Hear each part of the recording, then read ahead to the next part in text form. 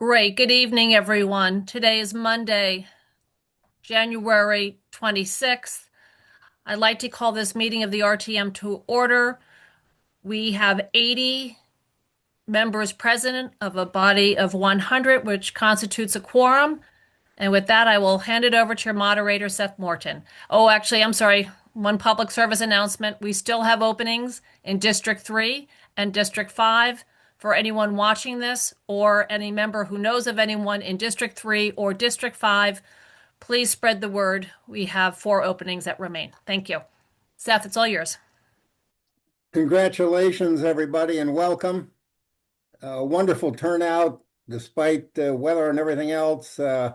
It's great that you're all here.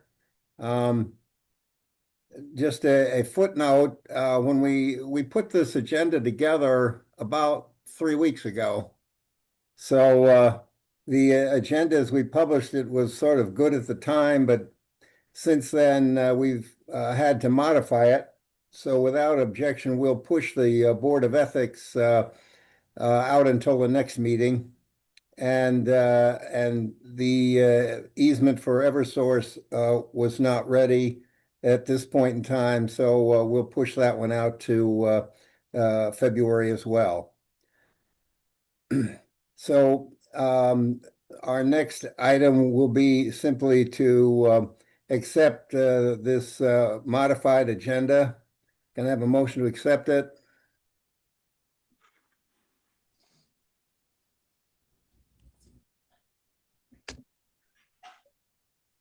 Okay, then I see Pear there. Thank you, Pear. Second.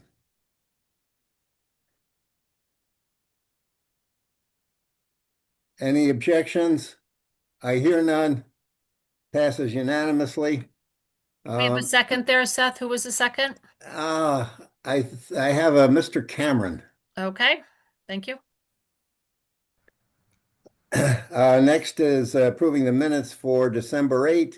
Can I have a motion to approve the minutes? I have Erica. Second, please. Okay, I got Bill. Any corrections, additions?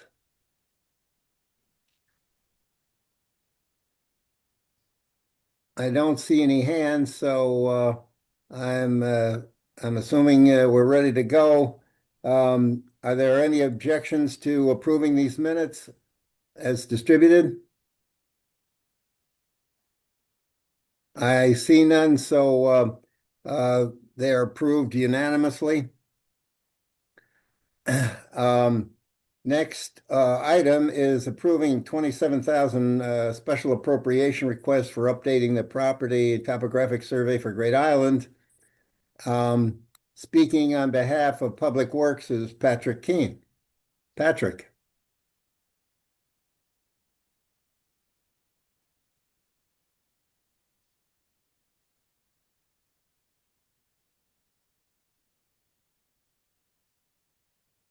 There we go.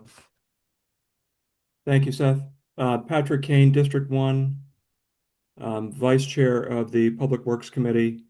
Public Works Committee met to consider Resolution 26-01 on January 8th. I don't think we're going to read the resolution here unless someone objects. The resolution is a special appropriation of 27,000 for updating the property and topographical survey of Great Island.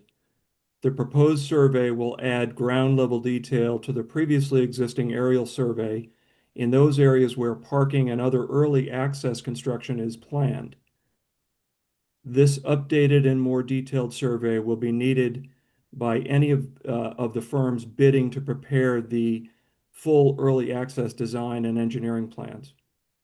By conducting the land survey now and not as part of the full design phase, the design and engineering work will be able to begin immediately after the design contract is awarded, instead of waiting 6 to 8 weeks for this survey to begin after that time.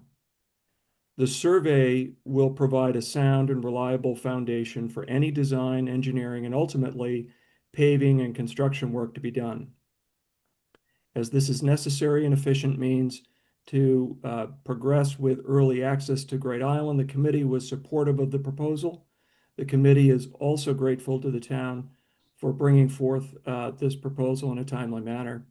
With 7 of 13 members present, Public Works Committee voted unanimously to approve the resolution, and it recommends that the full RTM do the same. Patrick, could I get a motion and a second for this item? Yes, is there a motion to accept this resolution 2601? Michael Castello and Pear. So we have a motion and a second. That's great. Okay, we have the motion and the second. That's great. Next, reporting for planning, zoning, and housing, Amy Zavatakis.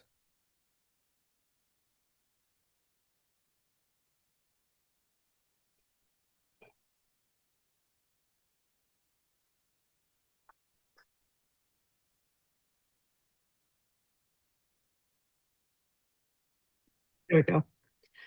Amy Zavatakis, RTM Planning, Zoning, and Housing. On January 8th, the Planning, Zoning, and Housing Committee held our regular meeting with 13 members of our 16-member committee present, representing a quorum. During our meeting, we discussed the proposed appropriation for survey work, which was described by the Public Works Committee. Majority of the committee felt it was appropriate for the town to begin this survey work as soon as possible to expedite the addition of parking on Great Island. We did have a minority vote that felt that it's premature to discuss this appropriation at this time and felt that survey work should be part of the broader appropriation for the parking area. In the end, our committee voted 12 in favor, 1 against, recommending the proposed appropriation, and we suggest the same to the full RTM. Thank you, Amy. And now, on behalf of Finance and Budget Committee, Jack Davis.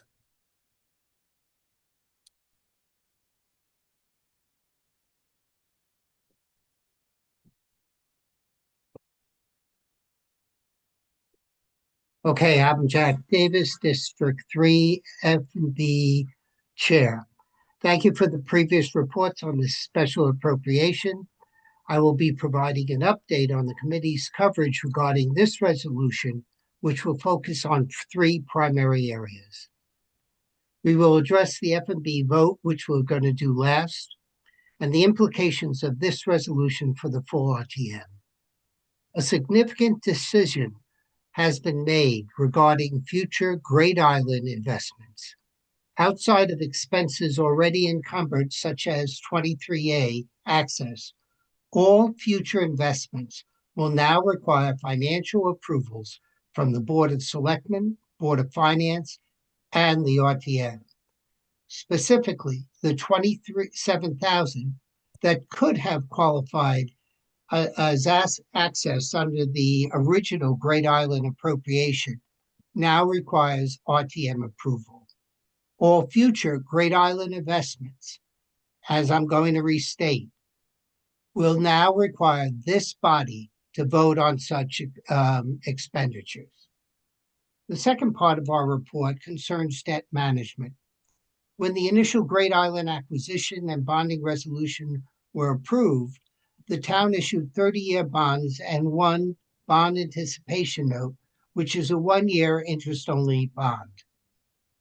As we have reached the 2-year mark for a ban, the town must now begin paying down the principal or rolling the ban into long-term 30-year debt. At the last January 20th Board of Finance meeting, the Board of Finance identified an anticipated surplus of approximately $2.3 million from the original Great Island authorization that will not be allocated to that authorization. This surplus mainly stems from remediation and the access categories. When the Board of Finance issues new long-term debt this spring, this surplus currently held in cash in the town coffers from last year's ban will be used to reduce the existing 49 million long-term debt. It's important to note that this reduction does not mean funds will not be spent in the future, but rather it ensures that such allocations will require RTM approval for future investments instead of being applied to the original debt. The final anticipated surplus amount and the amount issued as long-term debt will be determined by the Board of Finance during their budget deliberations. I was just listening to the Board of Selectmen meeting, and they said that the amount will be determined in March so that it will be finalized for the final April budget. One last comment. Town purchasing policy does not require competitive bidding for professional services. The survey by Redness and Mead qualifies as a professional service and was not competitively bid, but that does meet the town policy. The RTM Finance and Budget Committee voted unanimously in favor of the 27 special appropriation requests for updating the property and topography survey of Great Island and recommends the same to the full RTM. Thank you. Thank you, Jack. Are there any other committees who wish to report? And I see no hands. Town officials could be difficult. So I'll move on to, I don't see any who have signed on. So we'll move to the body as a whole. Are there any comments from the body? If there are, please raise your hand.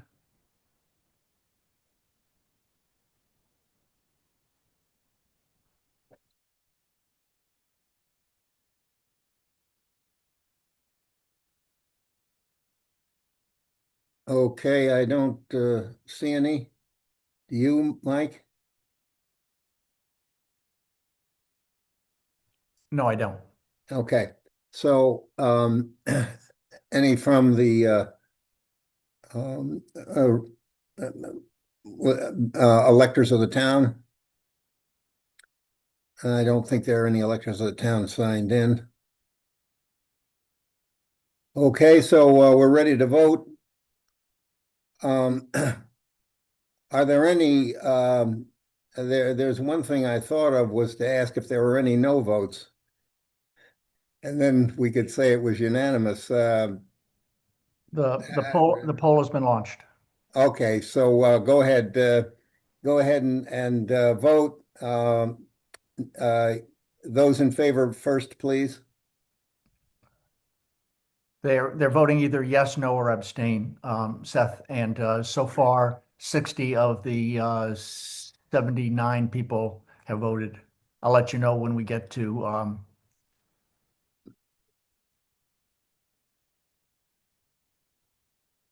70 voted. It looks like you should have 80 votes, and those will be reflected by name, correct, Mike? Yes. Perfect.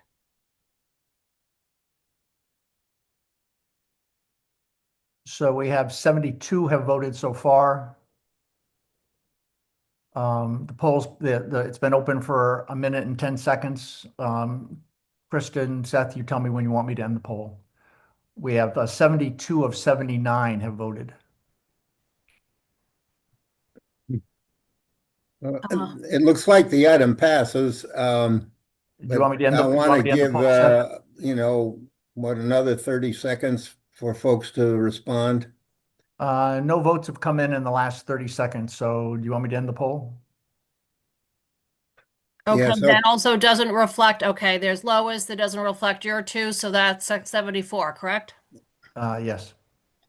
So, Perhaps if anyone could put in the chat if they're having a problem with, I can't imagine, yeah. but does anyone have a problem that they can just reflect their vote in the chat? Adele, you've raised your hand. You have something you want to say?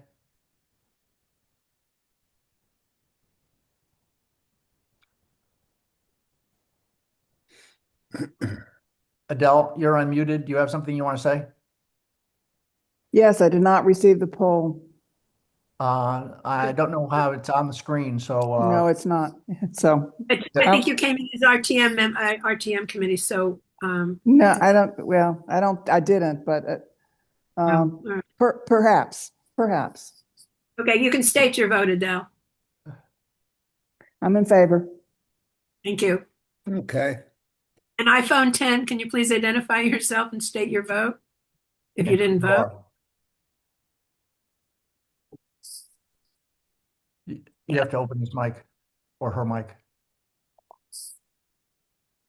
Okay, I think we can close the poll. Oh, I'm sorry.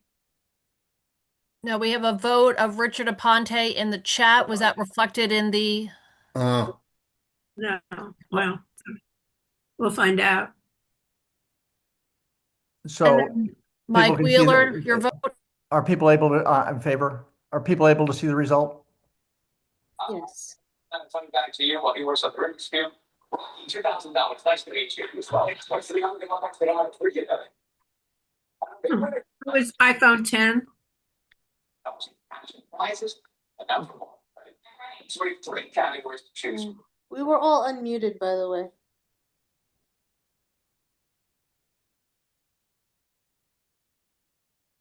So the result, you have the results, Seth? yes, so the results, at least on what I'm seeing on the screen, 72 of 73 responding and 99% response, all in favor. So the item passes. Next on the agenda is an address from the First Selectman, John Zagrodzky. So I recognize John. Thank you, Seth. I appreciate the chance to address the RTM this evening. I'll be brief. This is a follow-up on a meeting that I had with the Rules Committee late last year about a possible effort to update some aspects of our town charter and our town ordinances. So by way of background, our town charter has its origins in a 1959 Special Act of the General Assembly. So this Special Act number 410 provided a charter that has the basic structure of our town government. It's in multiple sections. It's 35 pages. I actually have a copy here in my office of the original charter with notes dating back from that time, as well as the charter itself. And that's really where the original language for how we've structured town government in Darien comes from. So the charter provides for a few things. One of them is it provides governing language for our elections, all of our elected officials and boards, so the Board of Selectmen, Board of Finance, Planning and Zoning, a number of our appointed boards like Parks and Rec and the Police Commission, and it also provides for the appointment of town council, and it enumerates the RTM's powers and duties at a high level.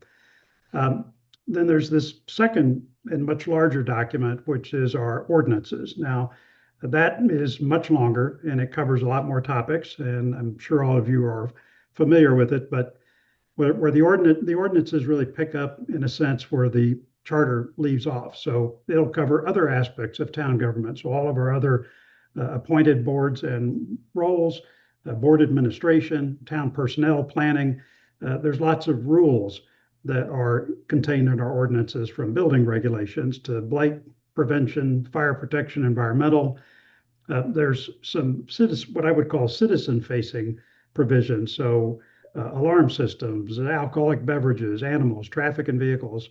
And then finally, in the appendices, that's where you get into the bulk of the RTM procedures, as well as a number of administrative protocols. So as I said, the ordinances are much longer and much more detailed, and in terms of the components of town government, really do pick up where the charter leaves off. Now, getting back to what I'm hoping we could accomplish, I thought I would just talk about the spirit of what I'm proposing in terms of amendments to our charter and to our ordinances.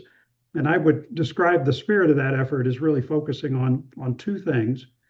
The first thing it's focusing on is improving the volunteer experience. And the reason I've put that in there is that in talking to a lot of people, there's a fair bit of frustration around how our government works and the efficiency of our government.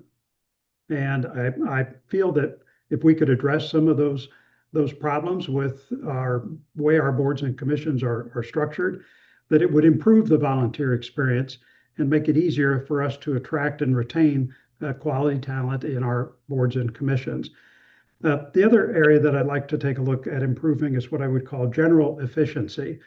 There are certain ways that we do things, particularly in our charter, but also in our ordinances, again, with the regard to the function of town government, that's just inefficient. It's been there for years, if not decades, and taking a fresh look at that with an idea of making things a little quicker and more efficient and a little more, if you will, 21st century, I think is going to help us. So just a little bit of information on what I mean by these things. So for the volunteer experience, I think it's mainly around the structure and organization of our boards, commissions, and committees, not the elected boards like Board of Finance or other major appointed boards like Parks and Rec, but a lot of the other boards and commissions that we have, we've got some issues. So one of them is separations or responsibility of the individual boards not really well defined. So we've also got a problem of the mission and mandate for some of these boards not being codified or well understood. We've got some problems with overlap. So if you think about just the issue of the environment, we've got the Advisory Commission on Coastal Waters, we've got the Environmental Protection Commission, we have the Advisory Committee on Sustainability, we have all the environmental functions within planning and zoning and parks and rec, and the list actually kind of goes on. That's part of the reason that I've been, we've chartered at the Board of Selectmen an advisory committee on forming an environmental protection commission that many other towns have. And that's in part to try to get a better handle on all the environmental functions and get clarity as to where citizens need to go to address those issues. Another area of, I think, confusion and overlap is just health and well-being. We've got a Board of Health, we've got a Youth Commission, a Mental Health Task Force, a Thriving Youth Task Force, whatever the schools have, and not to mention organizations like the Depot, at a time when health and particularly mental well-being are so important. It strikes me that we ought to take a look at all of those boards and commissions that touch on those topics and ask ourselves, could we do a better job in setting all that up so that it's both more effective and a better experience for the volunteers on those boards? So from an efficiency standpoint, I'll just cite a couple from the Board of Selectmen. The charter says we're supposed to meet twice a month. As a practical matter, we probably need to meet 2 or 3 times a month during budget season. We probably need just 1 meeting per month in the summer, and those can be virtual. And then we probably need 2 meetings a month in the fall. But to just say twice per month, it really doesn't reflect the reality of how we operate and what I think is important. I'd kind of like to change that so that we can be a little more efficient. Another example of that is if you read in the charter, it says that the first selectman will report on what they call the doings of the first selectman's office on a quarterly basis to the Board of Selectmen. I'll admit my homework in preparing for all this is I have read the charter and the ordinances cover to cover. And frankly, I discovered a number of things in there that we're just not doing anymore. And again, cleaning all this language up so that we get to the reality of how government works, I think is going to make things a lot more efficiently. Let me turn to the process matters for this. So the ordinances we've edited a number of times, 12 times since 2008, the last being a revision of the harbor rules, which you all worked on. The charter is a little different. So there have been 2 charter review commissions that I'm aware of. One was in 1999 and the last one was in 2008. Those were pretty heavy duty commissions. They spent a ton of time coming up with a number of charter changes. Both of those commissions failed. The 2008 effort, and Dr. Michelli, if he's here tonight, I don't see him, he was on that commission. That particular one failed because there was a typo in the report that was voted on that actually would have given the RTM the ability to set the mill rate and not the Board of Finance. And because of that, the whole effort fell apart and did not pass. I was involved, John. There you go. So I was hoping we could get by it, but there you go. Well, and I'm not sure why the 1999 effort failed, but I would say that there were a lot of good ideas in those efforts. But my point being is that we've come all this time and none of those efforts came to fruition. So what I'd like us to do is to embark on making some of the improvements that I described. I'm not looking to change our form of government or radically shift authority or power within our government, or get into a culture war like forcing me to call myself a first select person. Those kinds of changes are divisive and I think will distract us from easier and necessary wins. Rather, as I said, I'd like to focus on improving the volunteer experience and efficiency where we can find it. So in terms of the change authority, and I'm almost done, the authority to amend the charter rests solely with the RTM. Now, an important thing to realize is that for most towns and cities in Connecticut, you're required to go through a fairly extensive process to amend your charter, and it does require a charter review commission, filing the charter changes with the state. All of that is fairly complicated and is required for most towns and cities in the state. But for Darien, because our charter was created by the special act of this legislature, Chapter 13, Section 51 of the charter says that pursuant to those special acts, the representative town meeting may amend the charter by adopting ordinances as follows. So a public notice and hearing, the approval by majority vote of the representative town meeting. That's it. There is actually no requirement that we set up a charter review commission. So it's just hold the hearing to receive comments properly noticed, and then they vote on the proposed changes at a regular town meeting, which has to take place with at least 60 days after the hearing. And then, of course, those changes are subject to a referendum, but the RTM can actually amend the charter without the state prescribed process that's common to other towns. Now, to amend the ordinances, the RTM has the authority, which you guys have done a number of times. The only provision that I see that's slightly different is that recommendations regarding non-elected bodies should come from the Board of Selectmen, but otherwise the RTM can revise all of these documents. So in terms of process, to kind of conclude, I do not recommend that we set up a charter review commission. It's not required, and as I said, the last two failed. And instead, what I would like to embark on is a process that includes everyone serving in government now, as well as our town staff, town administrator, town council. Frankly, everybody has something on their list or in their head that is not working well or that would improve our boards and commissions for our volunteers. And so to accomplish this, I would suggest 3 work streams, and I'll summarize this in a memo that I'll provide to all of you. I'd like to suggest that we all collaborate over the next couple of months, say through April 1st, to gather ideas and suggestions and pull them together. Everybody should participate, and I will volunteer to track, organize, and publish everything that we receive. I'll also pull together a running summary of proposed changes, including my own thoughts. The proposed changes might not include every suggestion, but any that I leave out will still be kept separately for review. So completely transparent process. Any suggestion I get or that you get, we should all have in a single place so that everybody can review them. And lastly, as I said, with regard to the prior charter review commission efforts, that we should study what was recommended. I'm going to prepare and distribute a summary of both of those and highlight the recommendations I think we should adopt from those 2 efforts. There was an awful lot of good work. Now, after this idea submission process, I will pull together a final set of recommendations and hand it over to the RTM. Again, we'll discuss this with all the boards. It'll be a transparent process, but once I hand it over to you all, I'll remain very involved, of course, and help where I can, but ultimately these changes will be your responsibility. And my hope is that by handing it over then, that we have the rest of the spring, all of the summer, all of next fall, and maybe get to, say, a public hearing and a vote by the end of the year or longer if you all feel it's necessary. But again, I'm hoping that you'll join me in this journey. I think there are some changes that we could make that I think all of us would appreciate, that would make our collective lives easier and certainly easier for the many volunteers that we depend on for effective town government. I've talked for a few minutes. Let me stop there and see if anyone has any questions. Please raise your hand and we'll open your microphone if you have any questions. I see no hands raised. Okay. So that's it. What I'm going to do is put some of this in a memo, which I'll deliver to Seth and to Krista for distribution. It'll summarize some of the points that I've made tonight.